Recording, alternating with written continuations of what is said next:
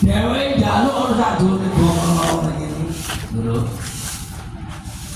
Lah bali iki Mang.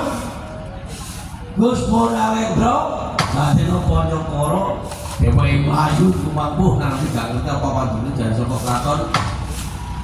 Yaitu putra Durjana. Nah siramu bakal boyong Supaliwan. Dewe iki lho gak gelem dalem kene. Ladyalah